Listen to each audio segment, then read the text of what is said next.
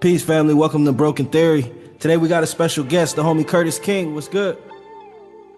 Can't call it, man. Thank you for the invitation. I'm doing well. How you doing? No doubt, man. Blessed, highly favored. Appreciate you taking some time, you know what I mean, to talk with us and, you know what I mean, talk about your journey and the process, man. I just wanted to know, how did you first get started with music?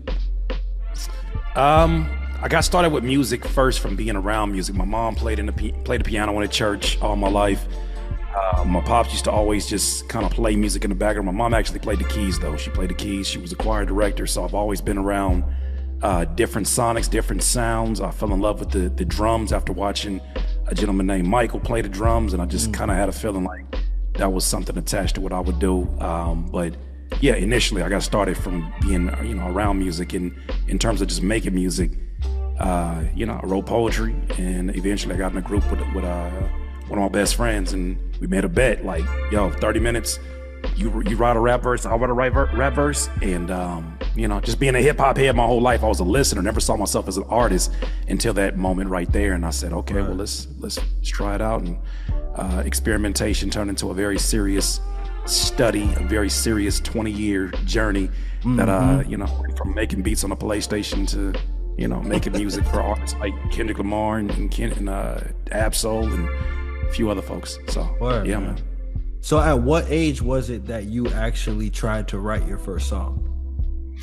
Maybe 16, 17. Okay. And from there, when did you start recording your own song? I know it must have been a process, you know what I mean? Just like spitballing things with your friends. And then at what point did you say, you know what, I'm going to start recording my own stuff?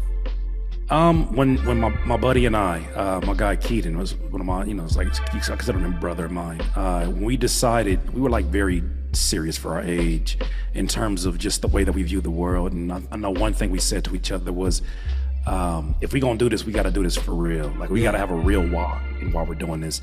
For sure. And sure enough, that's what it ended up being. The why ended up being, we want to do this for our families, and that was really my why, was being able to take care of my moms, being able to, give her all the things a son wants to be able to provide, being able to, of course, take care of myself.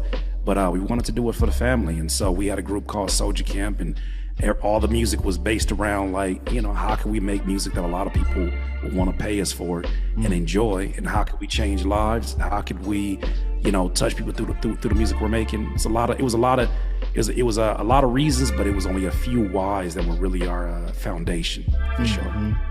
So at what point did you start learning, the back end and producing and engineering? What point did you get interested in that part of the journey? One thing led to another, because at the time that we started rapping, we couldn't afford to buy beats from people because we were in high school. I had to figure out what was the next best thing. I couldn't afford the hardware that most producers were using that you heard in the scratch magazines and all these different things. So I was like, well, what I can afford is, just to download beats off of LimeWire, BearShare, Napster. So that's what we did first. But even that got old because we started passing around like our quote unquote mixtape, and we realized we all had the same BearShare, the same LimeWire, same beats. And so back then there wasn't a lot. There wasn't a lot circulating. JC Productions was a guy that had his beats out there circulating. You of course had like the Wu-Tang instrumentals that were out at that time. It was just a lot of folks that had the same access to the same beats, and we wanted something more unique. And so by chance, I wasn't even actively searching. We were still rapping on these beats. We went to an electronic boutique, which is now kind of like the GameStop of today. And I happened to go into the used game section. Me and my buddy put some money together to buy NBA 2K3 with Allen Iverson on the cover. That was the goal for his Dreamcast, right? Because I didn't even have a Dreamcast. Went in there, and I just happened to be looking around the used game section. I went past Tomb Raider, went past Crash Bandicoot, and then I saw this game called MTV Music Generator. MTV already got my name, already got my attention because it was still showing music videos at the time, right?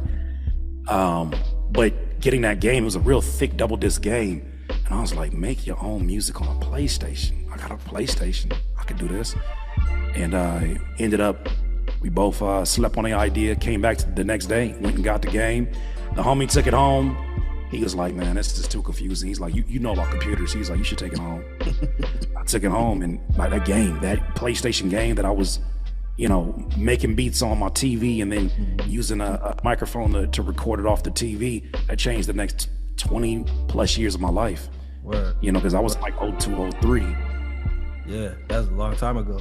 So you pretty much were that guy in the group that everybody came to house and was recording, you know what I mean? Or yeah, it was just two of us. It was just two of us. Okay. It was just two of us. But we, we were both very independent. We were DIYers even from the beginning. My guy Keaton had his he had his room that he had in his grandmother's apartment, and so he lived on the second floor. I lived on the third floor, and whenever he had a setup before I did, so I would go to his house and record up with him. His pops had like one of these big boom boxes, and we would like take a cassette, put the cassette in, put two cassettes in, and then like we'd use a CD to play the beat, and then we'd play the beat, and then we'd rap over it. In order to do dub vocals, you had to take one tape, put it in the other one, and then kind of overdub it. Every time you overdub it, the quality went down, but that's the way we record. So like, you had to work with what you had. Yeah, I mean, that was not gonna stop us. I'm making beats on the PlayStation. We recording on like sometimes not even microphones. Sometimes they had headphones that had built-in microphones, and we were recording on that. And so, man, I tried to always figure out what would fit my budget, but then also too, I was willing to sacrifice quality to a certain degree. Gotcha. Right. I still knew what it could be, and because I knew about computers, my pops used to build computers. I kind of had an idea of ways to kind of get around things. Like when my first microphones that I bought wasn't an omnidirectional microphone. It was an operator headset that they used to wear, like, when you used to call zero and you talked to an operator. Yeah. I used that because, one, it was affordable. It was at Radio Shack, and I got it, and I took it home, and it was like, all right, this sounds really thin. I wonder what's the workaround. This when I learned about some software called a mic modulator that can supposedly, that's how they said it, converts your mic to sounding like the warmness of a different mic. It was basically an EQ type of plugin. Gotcha. So I was always trying to figure out ways to make it really work on a budget. And then eventually I got my first job at Quiznos, and I started kind of upgrading my equipment where it made sense. Word. So for you, if an artist wanted to build like a 10-year career, focus on longevity wise, what advice would you give them instead of chasing like a viral moment and finding their sound? Yeah, chasing viral moments is a full-time job that no one except for marketers and people who understand what makes things go viral. It's to me, it's a full-time job, right? If you're not here to do a full-time job of going viral, you shouldn't even make that your focus. I think that you should find, first of all, your why. You should find the kind of things that make you excited, and of course the things that are outside of music that make you excited. For me, I've always loved video editing. For me, in addition to music, of course, in addition to music, I love video editing. In addition to music, I love movies. In addition to music, I love fonts. I like just looking through fonts and looking at the different looks and colors on them. I love doing graphic. I used to work in MS Paint. I used to love just doing art on my computer, and in doing all that stuff, that ended up being like, all right, I became my first graphic designer. I became my first video editor. I became my first videographer. I became my first, engineer. But I think it was really a strong curiosity about how things work and how they can get better and how I could do it on the budget that I was on. So for somebody who wants a 10-year career, I would say learn how to do as many things as you can on your own so that when you delegate it, you know what to ask for specifically, and you won't, you're gonna get jerked around in this industry, but definitely you have a far less of a chance if you know what you're doing. What do you think about the rise of AI? Are you scared of it, or you think it can be useful depending on who it is? Yeah, I don't particularly carry fears of things I have no control over, right? It's just such a burden and a waste of energy. Plus, there are good things about AI. There are bad things about AI. There's some unethical things. There's some, ethical things that, some things that I really feel like are genuinely going to help artists like myself, independent artists. For instance, I use ChatGPT every single day, because it is the assistant that I couldn't afford at one point in time. It's the assistant that even when I could afford it, they weren't as consistent, right, as ChatGPT. One thing that I love that it's doing for me as a human is not me relying upon it so much that I can't think. It's making me pose better questions, which when you pose a better question, you kind of set yourself up to answer the question yourself. Right. So there's sometimes I'll type in a question and I won't even push enter because I've answered it by asking a better question. So there are great tools in this. Like I love ChatGPT. I love some of the AI tools in Canva, even like the text to image. I understand the concern that some graphic designers have, but I really want to tell some of them, stop acting like a bitch. It's coming. No, like stop sitting up here. Stop, you taking it's only going to take the job of the people who have been copying other professions. For sure. Right? The ones that have the ability to readjust, who have the ability to look at this and say, how can I use this in collaboration and do something that a graphic designer 10 years ago could only dream of. Like you can actually use it for like, elements. If you need a palm tree real quick or something like that, you know what I mean? Just anything you want, you can have at the disposal and you don't have to pay nobody for license or anything like that. So, I mean, it's all on perception. I agree. And it comes at a cost. There's some things that we're gonna have to sacrifice. Obviously, there are concerns in music about, AI generated music occupying playlists on streaming. But the way I look at it is the streaming platforms have been asking artists to do quantity over quality. I think that's a functionality of a machine and not a human being. I think that the labels have been asking artists to work like machines and not like human beings for the best art. And guess what? They finally got their machines. I think that they should have their machines and run it. I do have a problem with them sourcing or doing machine learning off of master recordings that have no permission to. My thing is, if you're going to use a machine, stop using human beings as your sourcing, because without their permission at least, because there's a lot of estates who wouldn't want them to get that. Some people who do want them to happen, but seeing things like F and Mecca, the rapper F and Mecca, I thought that was just the way that played out, and the fact that he was a AI generated rapper that was using a bunch of N words, and you came to find out he was a bike holder. That didn't go too well. They had to kind of cancel that real quick. You know what I mean? Because human beings were the ones that did. No, I agree. Speaking on, the direct to consumer approach, how do you feel like independent artists should gauge setting prices for things? I know it can be a little tricky, especially when you're first starting out, testing waters. You may not have a lot of fans, things like that. How would you recommend one should go about doing that starting off? Pricing is a man-made idea, right? And the work is not deciding on what price is fair. It's not deciding on what price, because what happens is if you focus so much on pricing, the way that you're going to sell it is going to be trying to convince people that it's worth it. And you shouldn't be convincing worth. You should be convincing the value that it'll add to somebody's life. Like what it's worth. Let's be honest with you. Like when you go to a grocery store, what are some of these things really worth? When you think about the cardboard box that the cereal comes in, right? The way that it's mass produced is maybe like wholesale $1 to $2 maybe, and they sell it for $5 or $6. That's a man-made thing. So my thing is, you should place more of your focus on conveying through content, conveying through everything that you do. This is the value, not the worth, the value that it's going to bring your life to engage with an independent artist like me. So when it comes to direct to consumer, I mean, your best evidence is going to be whether or not people are buying or not, whether or not through content you're conveying it clearly that this is the value of my product.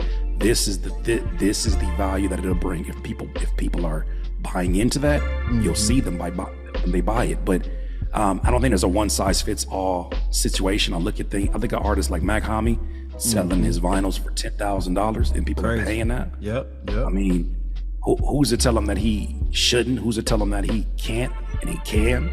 Nipsey's, of course, is another pioneer in that space with the $100 album.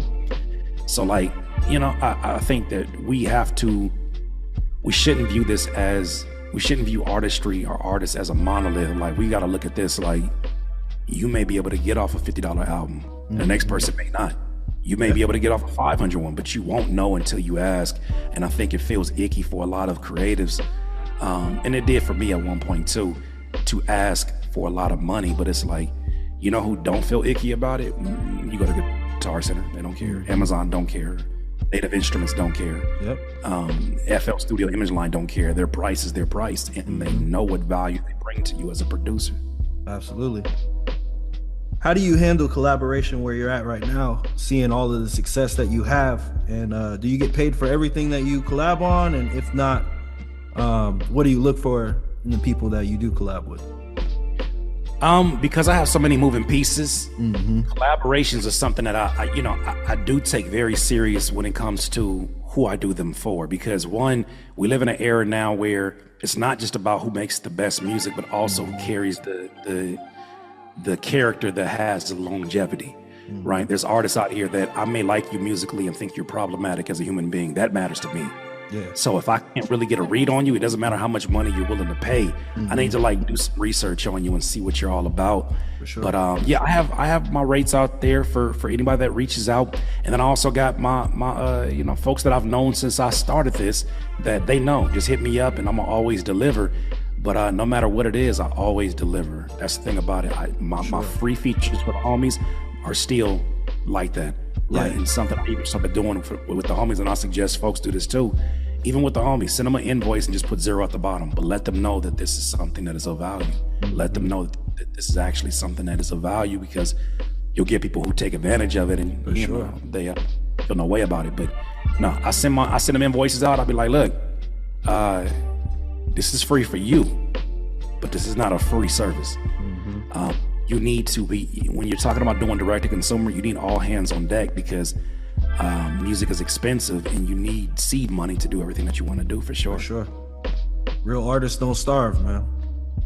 Yeah, that starving artist shit that's for yesterday's artists. Like today, at least don't wear it as a badge of honor. If anything, if you're starving, I'd rather you be a hungry artist than a starving artist. I think a hungry artist, it sounds more active. Starving sounds like you're a victim. You're not a victim, but you can go get a job. You're a victim. You can go do something that makes a whole lot of more money. But if you call yourself a starving artist, to me, you've already given up before you've given yourself a chance. No, we're hungry. We're not thirsty. That's also not something. You're not thirsty. Thirsty. Definitely not. Anybody. You're hungry. You're hungry, and that's not wrong being hungry. But just also keep in mind all of these words. I learned this from my.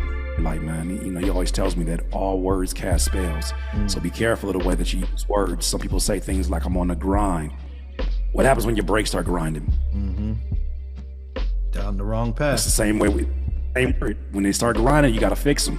They eventually break down. So for those of you that are out there grinding, you're building on something productive. Be careful of the words that you use, because your subconscious mind is always listening. There's power in the tongue, for sure, and in the mind. Absolutely.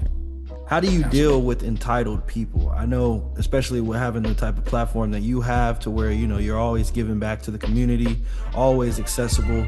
How do you deal with the type of people that feel entitled to your success, even though they never were there day one, things like that? I engage it right at the moment. Right, I'm not somebody that runs away from these things. At some point, I did try to avoid conflict. But the thing about it is, in this field of what we're doing, conflict is a necessary step in order to get to the next level of what you're doing. Like, think of it as conflict is like a ticket that you must pay to get on a ride. Right, you can't get on the ride until you pay this ticket. Part of you saying, I want to be so extraordinarily successful that people that like me, dislike me, don't know who I am, know who I am, all can see me at the same time.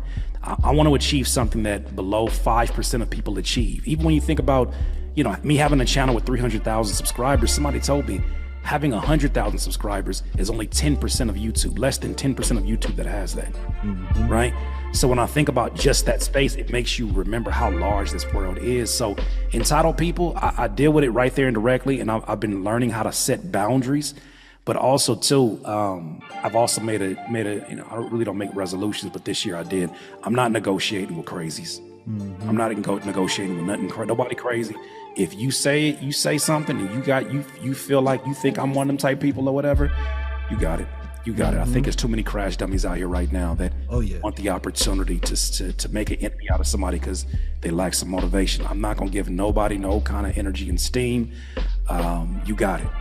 It's your world. You got it. But just remember that I'm a family man, and remember that I will protect my family with everything that I have. I'm a God-fearing man, and I don't go looking for it. But at the same time, I like to address things head on because I've been around here a long time. I've seen a lot of things. Nothing that I see is going to put me in fear. I know what this is. I know what comes along with somebody gonna have to tell the truth, and I'm gonna tell it. I know what comes along with truth, and I feel it. You've been in the game for a minute, man, and happy birthday, by the way. I know you just reached 40, right? Yeah. Thank you, man. Thank you. That was January 23rd. Absolutely. No doubt. I know you've seen highs and lows. Talk about one of the pivotal moments in your career that kind of made you level up. I don't think there were pivotal moments that just made me snap in and lock in. My dad was a workaholic. My mom was a workaholic. My mom was a workaholic in the church. My dad had his own businesses. He had a photo lab. He had another business in insurance. Like, I saw my pops get up, and even my grandfather. Like, of course, I didn't see him as a young man, but as my grandfather, he got up every single day that I went down there at 7 a.m. He ran his errands and he came back, and he didn't let retirement stop him from working. I've always been around military family. I've always been around people who are disciplined. And so it's not really ever something where, it was a moment like, man, I gotta really lock in. I mean, there have been moments where I see like my mom struggling, or I see, I see a goal that I'm after, and I see how I can achieve it. Or I've been, I read a book called 10X Rule by Grant Cardone, and it tells about whatever you want to achieve, you gotta 10X it in your mind, so that you give the proper amount of energy to not just reach the target, but overshoot the target. And that's what it's going to take to achieve what you would want to achieve, especially if it's like a dollar amount. So, I think different times, different motivations, right? At one point it was my mom's and my sister's. At one point is now that I'm married, I have a wife and I have a son. And, my son's on the spectrum. And so, I know that he needs certain things that are, that are not just the norm. He needs a little extra attention. So absolutely, every day I get up and I'm like, man, it motivates me not just to work, but to also take care of me so I can continue to come back and do what I do best. Amen. You wrote a book. What motivated you to start branching off into writing your own book? Yeah, so doing YouTube videos actually attracted a publisher to hit me up. I wasn't even thinking about making a book. I was gonna make these videos, and I made a video called The Biggest Lie in Hip Hop. And this is when I first started to really embrace becoming a YouTuber, because I was like, at the time, I was an active artist, nothing but an artist and a producer. I was selling beats, I was doing shows, I was like at the height of my career at that time.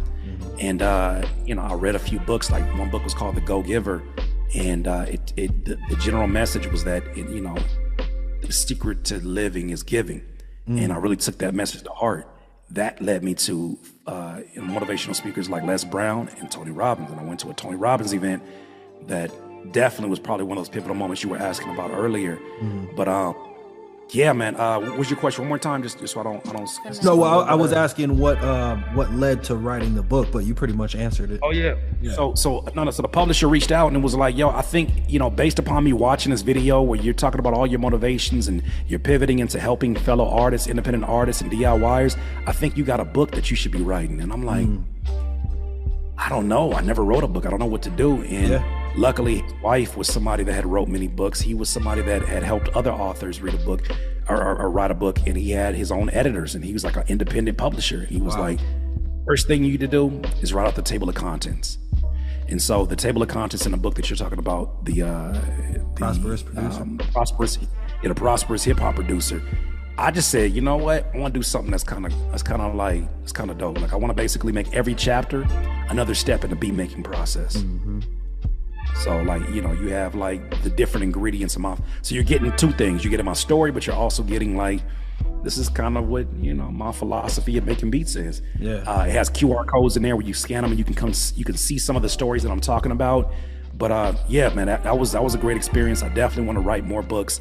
As I get deeper and deeper into my life, and man, it was a long journey, but definitely something that I'm grateful to have done, because man, when you make a book, you write a legitimate book and it did really well, it definitely opens up a lot of doors. Amen. Amen, for real. What does the average day look like for you? Nowadays, since the beginning of this year, I've just been doing content every single day. I usually take December's off so I can really plan for the next year and really execute better than I did the year before. And it's funny, I spent a lot of time with ChatGPT feeding it information about my channel and what worked, what didn't work. And one thing it said was, I think you should be doing daily content. And I have an ad revenue goal. I have a goal overall of retiring my mom this year. And I said, this is what I need to make. And they said, this is how you're gonna get to it. So every single morning, I wake up about 6 o'clock, 6:30. As my wife is getting my son ready, I get ready, take him to school, come back here after we drop him off at school, and I get right to the stories of the day. Usually I have like a little Google Doc. I go through them. I turn these 2 cameras on. Like right now, this is my setup that I'd always have here for the other camera. But I literally set this up, and I just react to stories and stuff that's happening. And really light editing. I've done some heavy editing in the past, just light editing, put the video up, and then after that, I'm generally probably going on a live stream, or I'm planning for the next day of content, or usually a live stream. So for sure, it's really YouTube right now until I start working on this new project, this new album, which I'm slowly starting to come around to. But I just had to make sure that I reach these goals that I have. Yeah, absolutely. For YouTube, for sure. Yeah, I got the pleasure of watching the critique for the first time the other day. I think it was last Friday. I wasn't aware that you were doing those, man, because I've been kind of in my own bubble, and I got to witness it, and man, it's a beautiful thing, man. It's so well organized, you know what I mean? Like it looks like you done went through a whole process trying to figure out everything. Talk about that a little bit, man. Like what kind of inspired you to start doing that? I have the virtual open mic that I do, but giving people live feedback and stuff like that, it's a beautiful thing, man. I love the way you orchestrated everything. I appreciate it, man. I mean, one thing about me is that I always want to put the best foot forward, because I never know who found me from what, right? Somebody may come across my content and this could be the first day. And if I'm slipping that day, if a camera is not the right place, if my personality is off because, I'm going through something or whatever, they're going to judge me forever from that. So I got to make sure that anytime I step up, I'm consistent. I'm honest to how I feel, but I got to make sure I do it. But one thing I always wanted to do was provide honest feedback for people who are in their journey, because that was the hardest thing for me to get. I asked so many different people, what do you think of this? What do you think of this? And they would tell me things that I guess they were protecting my emotions. What you wanted to hear. They were yes men, pretty much. Real. Like I didn't want to be around yes men. There was a part of me that didn't want to get killed for my music. Like I didn't want people to just, picture me. But at the same time, some of that was needed. Yeah. I kept during a time where I had OGs that talked about my music so bad I got good. Sometimes nowadays, like you talk about somebody's music too bad, you might end up being a YouTube video. You might end up being, a Twitter rant. And it's happened multiple times. Even diss songs, man. I've had diss songs made because I told somebody what they paid for, the truth. Yeah. And so I'm at the point now, like I said, I made that commitment. I'm not negotiating with crazy. You got it. You think that I'm, whatever you want to call me because I told you what I told you. It don't matter how angry you sound. I still feel the same way that I expressed it in that video. For sure. So, now it's a series that, we're actually doing one at the recording of this today at 3:30 because it's a great way that I've built community. We have a good time in here too, man. Just really good people in my DIY community that also take their time out of their day, whether they're at work or in between shifts or whatever. They take time out their day to just be like, I'm gonna listen to your music in full and give you honest feedback and actionable things that you can do. And I don't take that for granted at all. Nah, for real. Shout out to you, man, because it takes a lot. I know from first experience, bro, just dealing with multiple people, multiple spirits. Not everybody is all positive vibes. You're dealing with a lot of people on the daily. You know what I'm saying? And it takes a strong person to be able to do that. What sacrifices have you made? Also, too, I'm an artist too.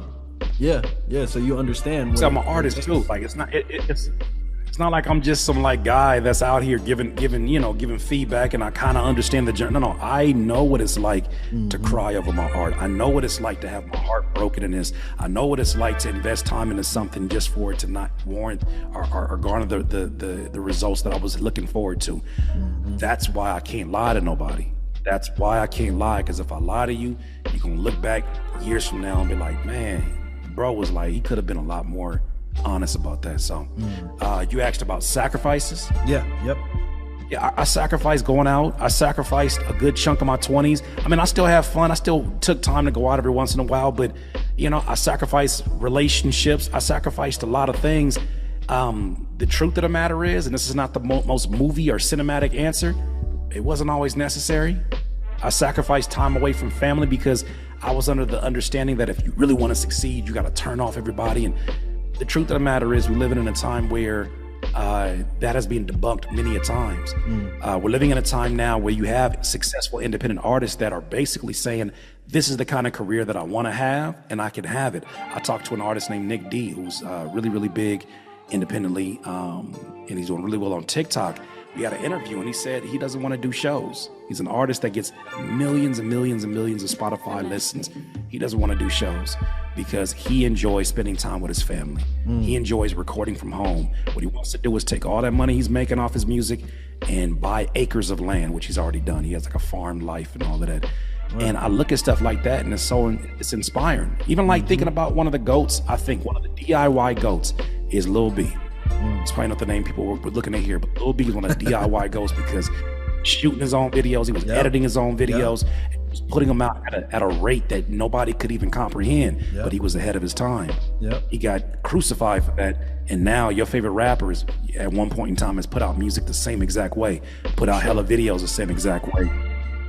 Maybe not the same stylistically, but he was ahead of his time. And so, I've had to sacrifice. I mean, shout out the bass guy. The bass guy, and that's a friend of mine, man. I've had the opportunity to chop it up with him a few times on the phone. But that's not to say that, once again, I had to sacrifice those, but I got to sacrifice them. It was a pleasure to sacrifice these things. It wasn't a punishment because I wanted it. I wanted to do these things. I wanted to lock in. I wanted to become a better rapper. I wanted to become a better producer by any means necessary. But you got, as I'm older now, I'm realizing like you don't have to be so extreme about everything. You could take some time away and just chill out with your family. That's nothing wrong with that. Absolutely. How important is faith to you? It's everything. It is everything. I talk to God every single day. Obviously there's the religious faith. There's also just general faith in self. I had my mom tell me one time, it's the day that I learned what faith actually meant. Because at first it was just a church buzzword. My mom said, I was helping her in a laundry room, and she was like putting clothes in the laundry. We used to live in an apartment. She was like, you know what faith is? And I was like, yeah, it's like I believe in God. She was like, that's part of it. She said, you know how you sitting on top of that washing machine and you know that it's not gonna fall apart? She said, that's rock solid faith. And as crazy as that example sounds, I understood. It clicked for me that day. It was like, oh, it's an unwavering, like it's not even like I have to pump myself up to have a faith in something. That was important for me, because then I realized because of my faith in God, no matter how bad things got, right? I've had my anxiety and my issues with that. I realized that He always had me, and that I've made it through 100% of my worst days, and I'm here. And I'm not just here in pieces. I'm here, and I'm of sound mind. I'm having fun with what I'm doing. This is probably the best year that I've ever had, even on YouTube. My family, my son's happy. My wife is working. She's happy. We both work from home. We're entrepreneurs. Yeah, praise God. my faith is strong because I know how far I've come, for sure. Man, 100%, man. Give me 3 of your favorite movies, bro. Money Talks, Us by Jordan Peele, and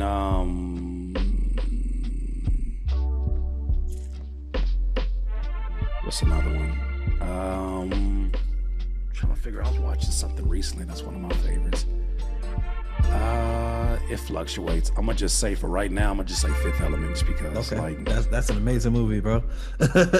Chris Tucker killed these are that. the first one that came to mind. I know after this it's gonna bother me, but like if I was on an island right now and all I had was one of them portable DVDs, you gave me Fifth Element, you gave me Money Talks, and you gave me Us by Jordan Peele, I'm good. Run it every day. Every day. What about me? Probably like a Training Day would probably be in there too. I could do that too. Definitely. What are 3 albums that kind of shaped the way that you hear music for life, or that set the foundation for what it is that you do right now? J Dilla's Donuts, The Best of Sade, and Baduzium by Erykah Badu.